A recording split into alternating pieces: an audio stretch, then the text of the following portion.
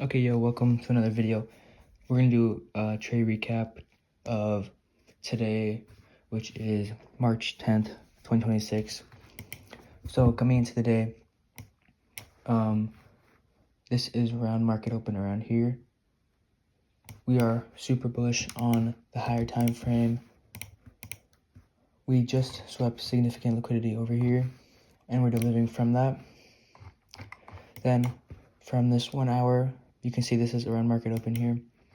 On the lower time frame, we're short-term bearish, but my bias was still very bullish because we were trending super high. And let's go over the first trade of the day. Okay, this is the first trade of the day. This is the 1 minute short at 9:36. So I'm going to be doing these every day. I'm going to be trying doing this every single day to help teach myself and possibly help you guys as well. So this idea is off of us tapping into a 1 hour gap and then inversing a 1 minute gap, targeting at 1 minute or 1 hour internal low, or this 5 minute gap that was over here. So what was good about this trade was the strong displacement.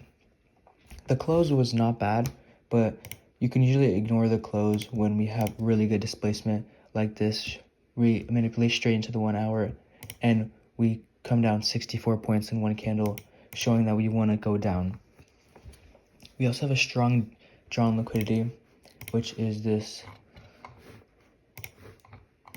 unmitigated 4 hour gap right here, which we did just leave, didn't even try to hit it.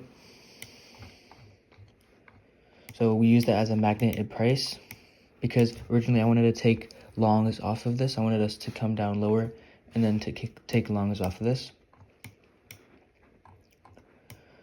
We also have this 1 hour internal high, internal low, which is not super like good, but it still adds to it. It's not like bad. But one of the best things that we had was all this low time frame low resistance. So something that happens a lot, especially a pattern at 9:30, is we accumulate prior to 9:30, and then we manipulate and get a Judas swing setup exactly like this. This is literally accumulation here, manipulation, and then we distribute down. This happens a lot. This is a really good pattern, and usually plays out a lot. I did not take this though because I was very bullish, so I did not want to take this. But looking back at it, I should have taken it, not because it didn't even win, so it's not like I'm saying it just because of it won, but I should have taken this because it still follows bullish and bearish trades. So if we're bearish, we're gonna respect this 1 hour gap and keep coming lower, and if we're bullish, we're gonna come lower to hit this 4 hour gap and then continue higher. So it respects bullish and bearish. So I don't know, I didn't really think of that, and I was just leaning way more bullish, so I didn't really want to, but I should have noticed it with the displacement of inversing this 1 hour gap to the left of us, and also respecting this 1 hour gap that was just created that was bearish. Another thing that was good about it was we were in the premium of the range. So if you look at this range over here and we mark out our equilibrium line, we perfectly are in premium in this range. So you want to be selling at a premium, and we perfectly hit EQ of the range and have a strong reaction off of it from market open. And tied with the low resistance and the 5 minute gap that we had over here, it's now marked out. We have this 5 minute gap up here. This even more adds to the liquidity, low resistance. We had 9:30 P03, so 9:30 did what we manipulated up after we just accumulated over here, and then 9:30 distributes after inversing this gap, which is a confirmation of a distribution. This ended up getting break even because we had a 5 minute gap over here, which was a very good break even point, and ES ended up taking it before NQ, creating an SMT, and then you would get break even here. I would say it's a good break even. Some people held, but even if you did hold to the actual TP, you would have missed it completely. You can see one single tick, we didn't hit TP, so really unfortunate, and the delivery on this was just not very good. But now to the bad. it is against the higher time frame trend.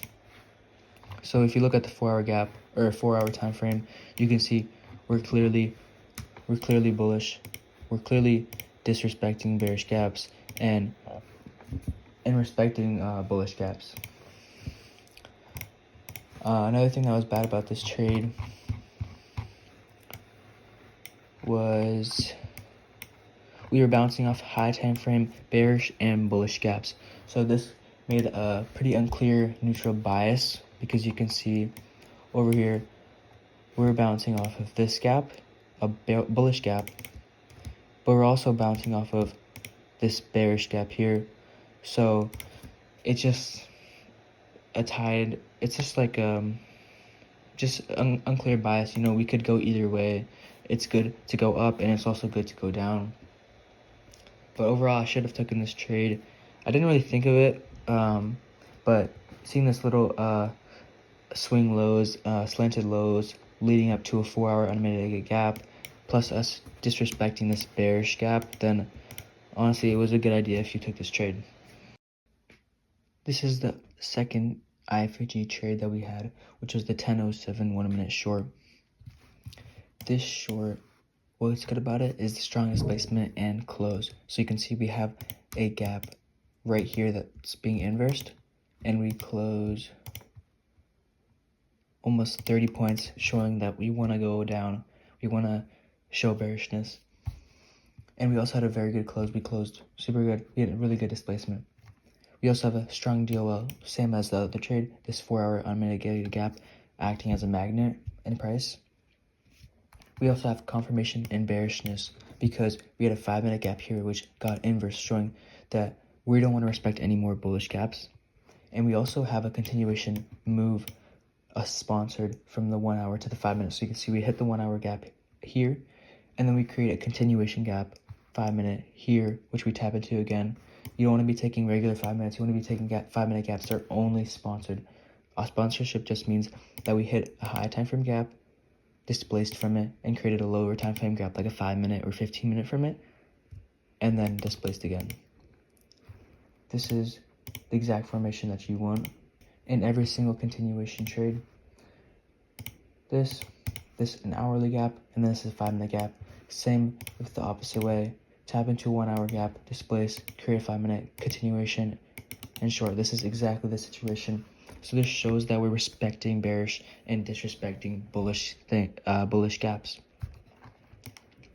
What's bad about it is we're trading against the SMT. This is the 1 hour internal low, which is most people's targets, but we already have an SMT here. So first, you're already targeting high resistance, and second, you're trading against the SMT, which can signal a reversal in price.